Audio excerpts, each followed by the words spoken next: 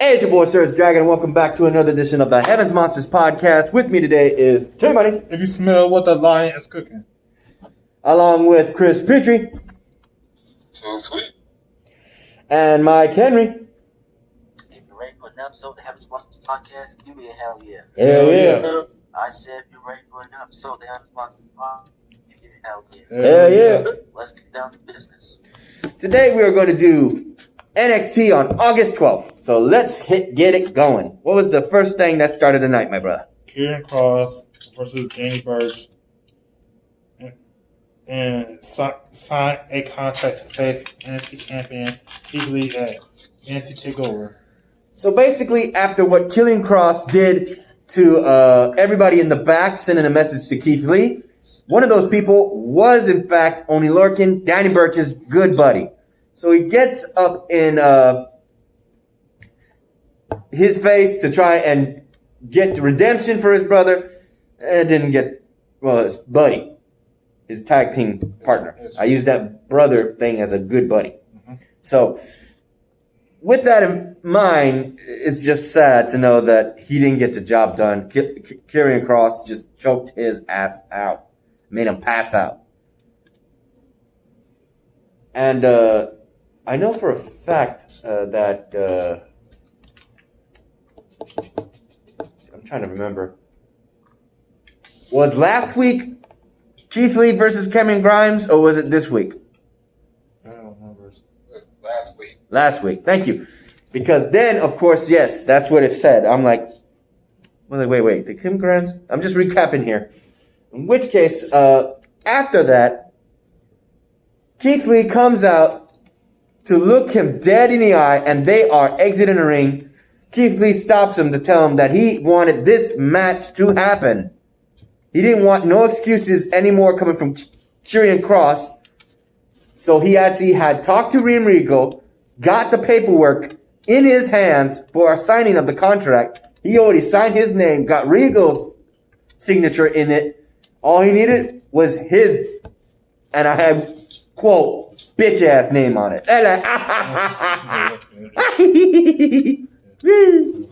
In which case, Scarlett grabs the envelope, a folder, gives it to Kieran Cross. He signs it, and she gives it back to Keith Lee.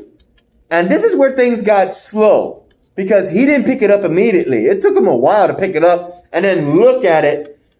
When he opened it up, a fireball came out of the freaking envelope and just blew up in his face and his eyes, his retinas, how you pronounce it?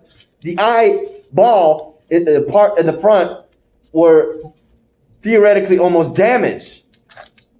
That was like sending a big bad message to Keith Lee that title's coming, and it's gonna be fire in hell. Woo! So your thoughts? I hope Keith Lee beats Kieran Cross. That's all I can say. You, Mikey? First of all, how dare Kieran Cross and Scarlett Bordeaux put something inside that contract? How you feel about Danny Burch? He didn't deserve it.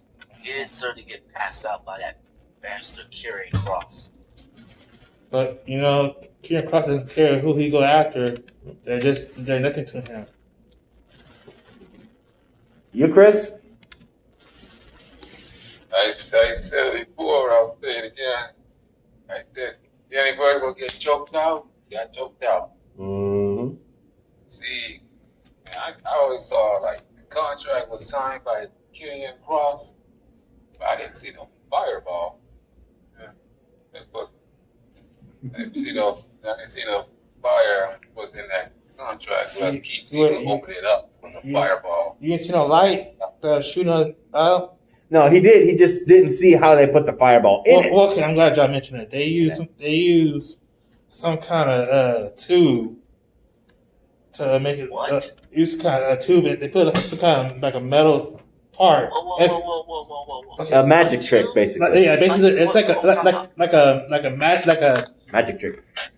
I'm saying a different word. Magic tool? Yeah, like some kind of tube where the magicians use and illusionists use. Oh, Mikey wants to be on camera here. Hold up. What freaking two? I mean, It's like something that magicians use and illusionists. Listen. I don't know what kind of crap Carrie Cross and Scarborough Joe did, but that shit doesn't make any sense. I mean, first of all, I don't blame Mia Yim coming to the aid of her boyfriend. Because I'm telling you, she'll probably want to get her hands on Scarborough Joe, so don't be surprised if Mia Yim goes one-on-one with Scar. So, dudes, don't be surprised. Well, right now she's got her hands full, and I guess whoever she's feuding with right now.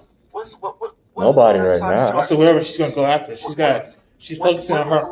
When was the last time Scarborough Joe wrestled? Because I can't remember. Well, she haven't wrestled. Well, I'm sorry. The last time she ever wrestled was when she was on Impact. That's it.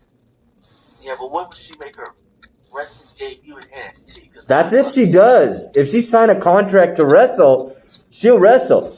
Because manager contract and wrestling contracts are separate from what he said. So if she signed a manager's contract and not a wrestling contract, then she's not going to wrestle, period. Well, I'll tell you right now, I just want Mia to whoop Scar's ass. She's been in ring before in WWE. When she was on Monday Night Raw, when she had red hair, but that was before I'll tell you right now. Before. I just want Mia to whoop Scar's ass for what happened to her boyfriend, Keith Lee. You know who the last person she wrestled? So pissed. When she was on Monday Night Raw at the time? The last person she ever wrestled was Nia Jax. Oh, shit. Well, she Mia Yim took that out on Indy.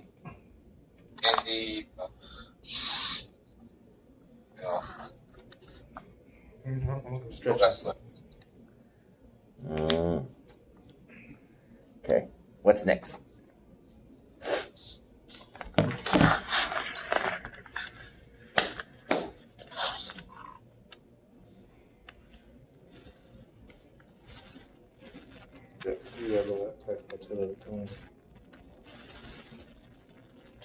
Okay, the next match is Drake Maverick versus Killian Dane. Yeah. It was supposed to be a match between these two, but kind of like what happened with the Good Brothers on Impact, the Undisputed Era in full force jumped both these guys in the ring. Oh my God. And just wanted to make one message to Pat McAfee. Did I say it right? Pat McAfee. Yeah, Pat McAfee, the former Colts punter, NFL player. There you go. In which case, this is getting interesting because he goes and calls him out and says that he wants a match with him at NXT TakeOver 30. That's what he wants. He wants to send a message that he ain't going to tolerate this disrespect that he has been given onto his show. So he wants that match with this guy. Oh, shit. And then let's go on to this part where social media network news reporters or whatever guys on FaceTime actually got word with both Triple H and Pat McAfee saying that will he get a match? And that said that Triple H said if he agrees, then we got it. And he said it. I'm in. I accept. So we got a match. Oh boy, oh boy. Wait, your thoughts, T Money? Well, Adam Cole's gonna get him, so I hope Adam Cole wins. You, Mikey? You got the former NFL punter versus the leader of the Undisputed Era. Adam Cole wants revenge after what Pat McAfee did to him a week or two, I believe. When Pat McAfee, well, this all started when Adam Cole flipped out, yelling, Pat McAfee, Pat McAfee. I know I got to talk like you do. Hello. As I was saying, Pat McAfee got, oh boy, I'll tell you what, there's going to be bad blood between the former NFL punter and the leader of the Undisputed Era. You, Chris? you blame Adam Cole?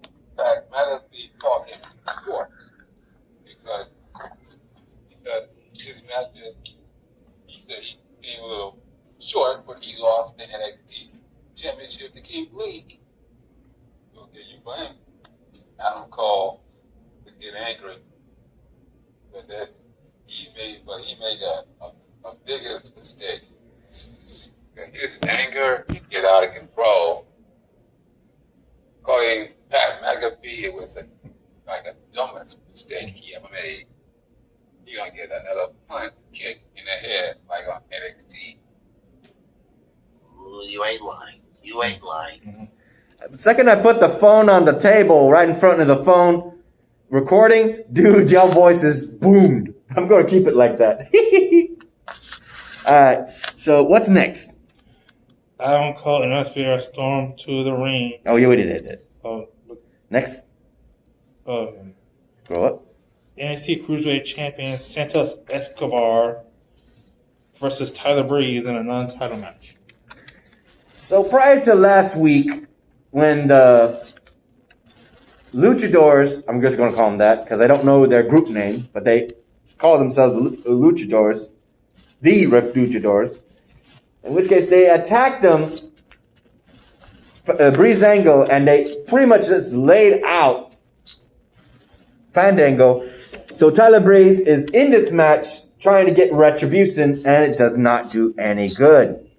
Especially knowing that it's a 3-on-1. Fandango comes out, healed up from last week, with one exception in the aid of somebody who's definitely been eyeballing that title since day one. And that is Isaiah Swerve Scott. He comes to the help of Breezango and definitely upsetted Santos Escobar because of the fact that he showed up.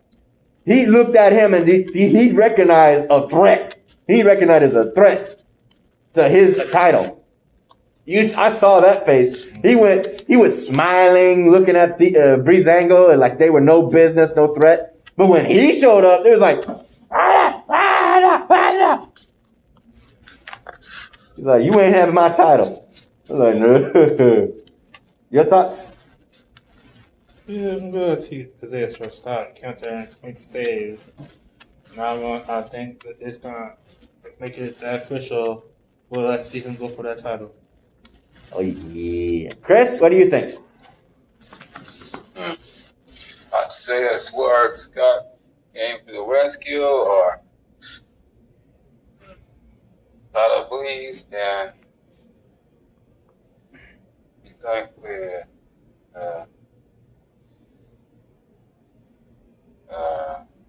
Lost your train of thought? Fandango. Yeah. Yeah, the names. Isaiah Swerve Scott was the only man who beat Escobar. Cisco Escobar. The Cruiserweight tournament? Yep. You, Mikey? I don't blame Isaiah Swerve Scott coming to aid of Breezango from the Luchadors, but give Isaiah Swerve Scott credit for saving Breezango. Mm-hmm. Next. Mia Yim versus Indy Hartwell. Mia Yim, who definitely had to probably be there for her boyfriend, not husband. Boyfriend. Yeah. In which case, after this match, she was in no good mood. So she ended up taking this still technically green wrestler. When I say green, I mean trainee. She's barely a breakout star. Not very lot of wins. And proved that fact when she beat her up and moving forward into whatever comes her way. That sounds like something we can skip. You want your 2 cents, Mikey? I imagine you would do. Well, Mia Yim, she had to step in the ring, even though she wanted to go to the hospital to see her boyfriend getting blinded by Karrion Kross and Scar Bordeaux. But Mia Yim had to focus on the Indy Hartwell and picked up the win, if I'm not mistaken. Yep, she caught the win. Yeah, but like I said, congrats to Mia Yim. she got the victory despite, because I'm telling you, it has been an emotional night for her. Watching her boyfriend get sent to the hospital thanks to Gary Cross and Scarlett. What are your thoughts, T Money? You, Chris?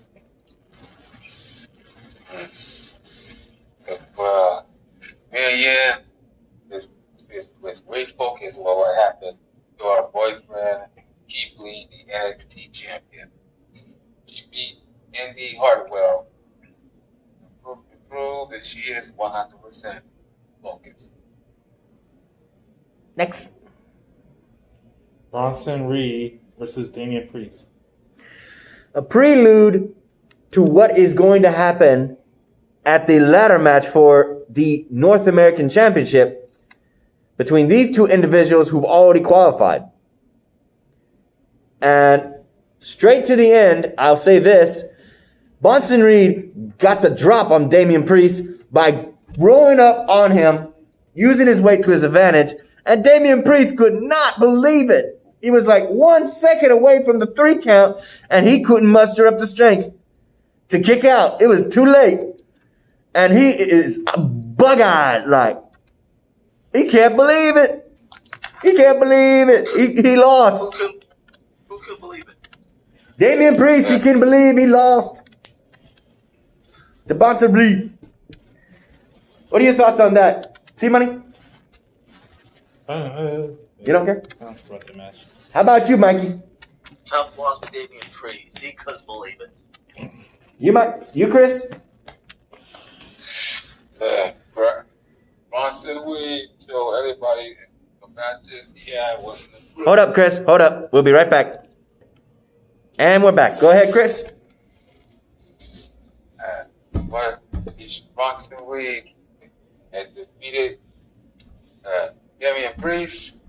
And Damian Priest, he was shocked. Mm-hmm. Like his eyes were way open. He lost. Like this.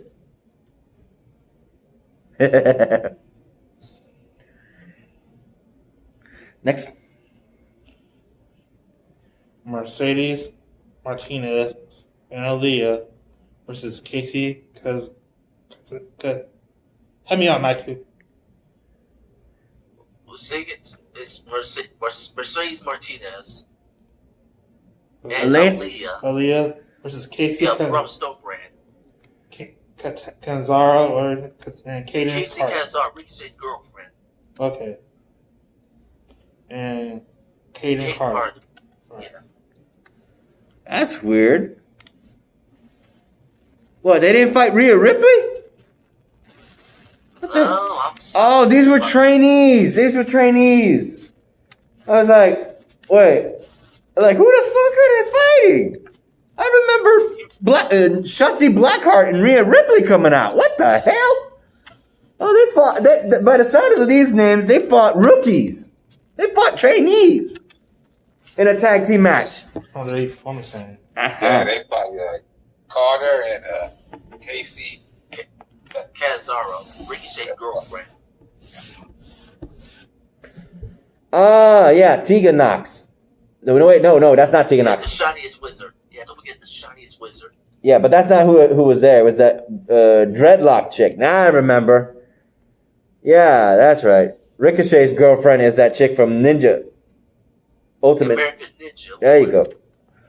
Yeah, I was like, wait, yeah, they're technically still trainees in the WWE if you think about it.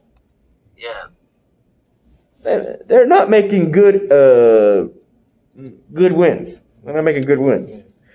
So when they're taken out by these two of the Robert Stone brand, Rhea Ripley definitely comes out to see Martinez, and then it's a 2-on-1 situation, especially with Robert Brand being a 2.5.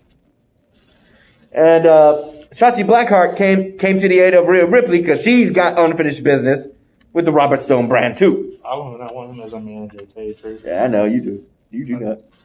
So, your thoughts, Mikey? I would not be in the Robert Stone brand, man. Because I'll tell you right now, I I'll be damned if I'm gonna sit back and join force with the Robert Stone brand. I'm telling you right now, I'm gonna join Robert forces. Stone's gonna need a wheelchair, and I need a wheelchair because remember, Shotzi Blackheart drove that tank and smashed his ankle. I'm telling you right now, Robert Stone's gonna need a wheelchair to wheel his ass out of here. I'm gonna join the DiBiase brand or the Ric Flair brand. I don't care which one. I like both of them. If it's still around. Yeah, if it's still around, yeah. No, I'll join the Ric Flair brand if that's still around. You, Chris?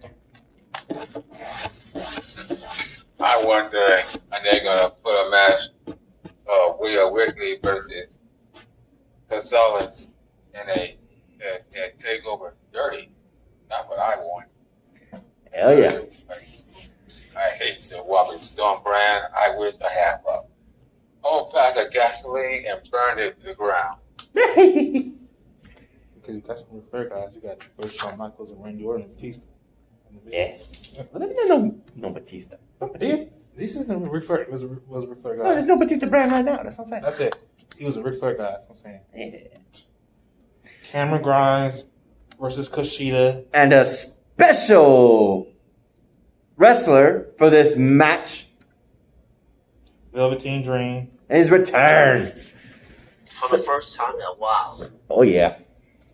It was after that NXT takeover, I believe, in your house, where he lost to Adam Cole for the NXT championship. That's the last time we saw him.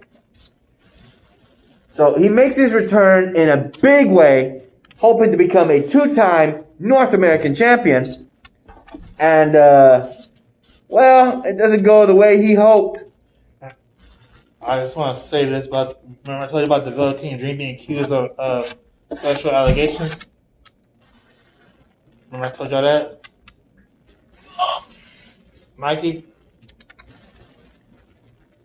Remember? Welcome back, Velveteen Dream. Yeah, okay. Triple H found out there's no evidence of that. Why? There's no evidence of Velveteen Dream being about his old. Sexual harassment Yes. Oh my god. to another man. Oh my god. No proof. Innocent. He proven innocent. You got me joking. Nope. Nah, that was a joke right there. Well, not really. Not really. You're being honest here. That was an actual investigation.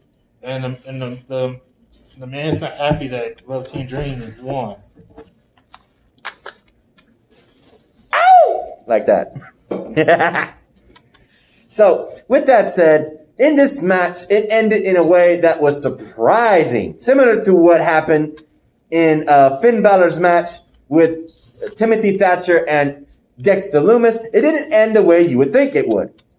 Instead of Kushida, who was putting that armbar move over and over again, it didn't get the job done because here comes freaking Cameron Grimes, freaking curve stomping the chest of Kushida along with Velveteen Dream. I don't want to get the names mixed up. He shoves Velveteen Dream out of the ring, and Cameron Grimes pins Kushida to become the third competitor in this match at NXT TakeOver 30. This ladder match. You know he's a cowboy. Yeah. He's a country boy. Yeah. Country boy. Should is that dude the Back to the Future dude? Yeah. Okay, I'm gonna say, yeah, he's a big Back to the Future fan, so So because Kushida was pinned, that meant that he wasn't going to be moving on into the tournament. But Velveteen Dream will. You would think that he would be happy about this, knowing that he wasn't pinned. He's not. He is freaking beating up Kushida and making a statement that he's here to dominate. And once he turns around, look who's in the ring. It's your favorite, the Prince, Finn Balor. Already notifying a promo before the match, saying whoever comes out of this match, you're not going to have a good day because whoever does not get pinned in this match is going to have a bullseye on their head. And he did it. He pointed these two fingers, he gun fingers at his head, and just made, and he just like, let's go.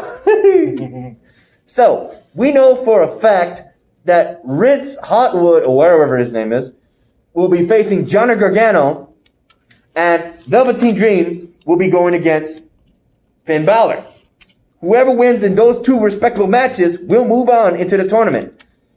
So I don't know. It could go either way for me on those two matches. I mean, Johnny Gargano is popular despite his heel character right now.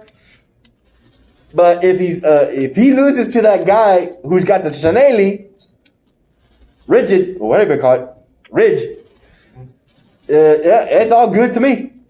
And I can say for a fact that it's good. Rich Holland? Yeah. It's good, all good between Finn Balor and Velveteen Dream. Whoever wins is the better man. That's all I gotta say. Your thoughts? Well, I like Finn Balor. Like I said, I'm glad to see him. The others that we can keep. I don't care about nothing.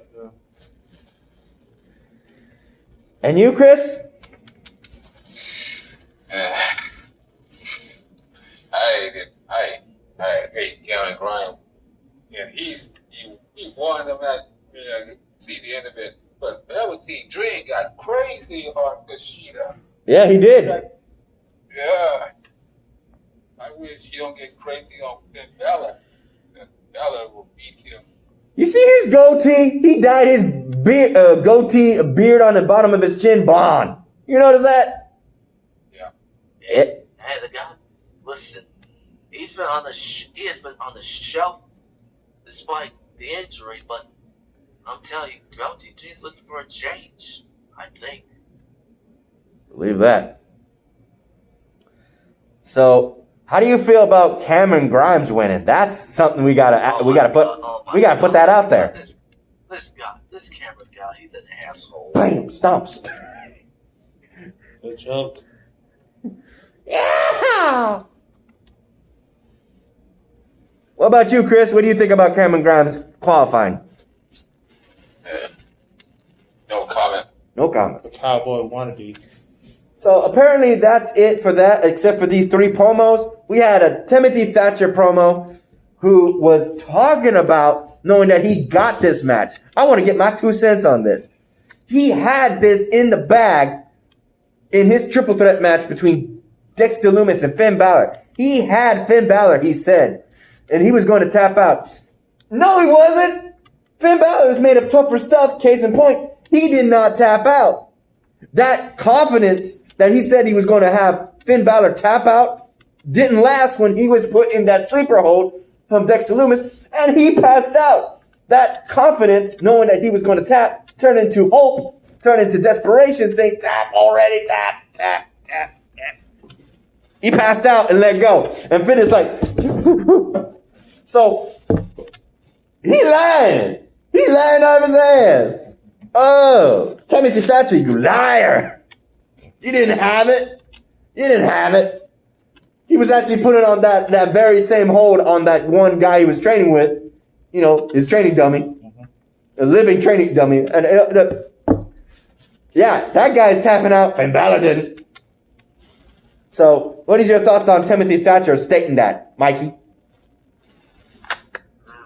No comment. Timothy Thatcher is a dumbass. Yeah. You, Chris? Timothy Thatcher is a moron. Ah, no word for it. I hear you, Chris. Go on. He haven't made Finn Balor tap. He did not. Or he done it, was passing out with Dexter Lumis. Yeah, it's sad that Dexter Lumis had an injury courtesy of Timothy Thatcher. So he won't be qualifying for that match. We also have a promo between Dakota Kai and Io Shirai. Look forward to that match at TakeOver. And finally, we have it just turned off. Last bit. Yeah. We have the House of the Garganos. Oh my God, Johnny and Candace. Yeah, didn't really look forward to that. Just talking about the dragon and the fairy, and that the dragon was interfering in the fairy's business. The fairy wasn't evil. Well, one has to be the shiniest right. wizard, Tegan Knox. Yeah. And she says she wasn't evil. She's being a pain in the ass. Tell you that. Well, I'll tell you what Tegan Knox does is her business. Candace LeRae doesn't need to tell Tegan Knox to mind her damn business. Yeah, she was having fun with their French bulldog. Yeah. And Johnny Gargano was definitely, like I said, made some statements on his opponent to qualify for the ladder match. Even going so far as to make a reference, saying the next time he gets a ladder match, he will be showing light on everybody when he moves on to the ladder match and becomes a 2-time North American champion. So, Also, is his dad dead? Johnny Gargano's dad? What is? Because he was saying goodnight, Dad, to his photo of his dad. You know, the pizza guy. What about it? Is he dead? I don't know. I don't know.